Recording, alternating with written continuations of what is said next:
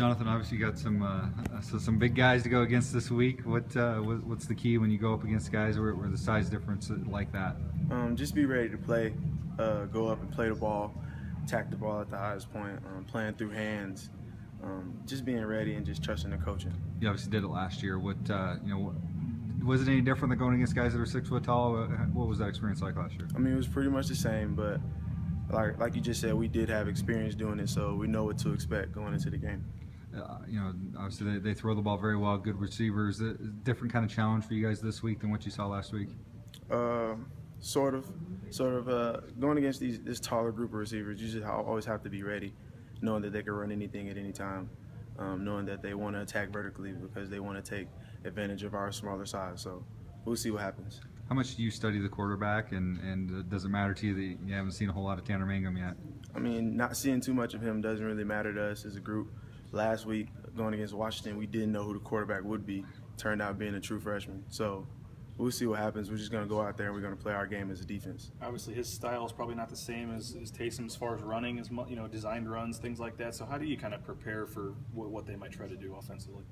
Like I said, we're just going to go out there not knowing what he's going to do, so we're just going to do what we know how to do. Play with great eyes, play with great technique, read our keys, and do our job. But Marcel was saying he expects them to try to run the ball more in this game. Are you guys expecting them to try to get something going on the ground? Because in the last game, most of their yards were from Hill. As a DB, I'm thinking pass every single play, and that's what he teaches us. Play with great eyes, and we thinking pass every time. Doing something on Dylan, and obviously got his first start the other day. How did he do out there? I assume probably pretty energetic out there. Yeah, I'm proud of him, man. He was excited. He played solid. I'm proud of him. How have you seen him grow over the last year and a half since he got here? He's getting smarter. He's athletic. He's getting more into the playbook. He knows what he's doing now. So I'm just happy to see him progress. What's he bring to this defense that's maybe different about him? Attitude, and just fun. That's what he brings. Hey, I think Marcel said he's kind of silly a little bit. What is his personality like? Man, he likes to play around a lot, but when we on the blue, he's serious. He knows when to check in. He smart kid. Back to the tall receivers for a second. Is that a challenge to you? I mean, I know Dante has said a lot of times when there's tall receivers going against him, he kind of likes that challenge because people just assume that they're going to be able to throw all over him. I mean, do you take it as a challenge that they think they're going to be able to go out there and just attack some of the smaller DBs? Of course. I'm pretty sure it'll be like in the news and in the media that we're 5'9", 5'10", and we can't guard 6'5", 6'6" receivers. And they'll say that any game, all the time. So that's just a challenge to us, knowing that them having that height advantage, that we can still get the job done. So it's just a challenge, and we accept challenges, so that's what it is. What are you expecting as far as just going down there, your first road game of the season? I know defensively it's not as bad with the crowd and stuff because they're quieter when they're on offense, but big crowd, they're having a whiteout, they're going to be fired up from their first home game after their big win. What are you kind of expecting that you guys are going down into this week?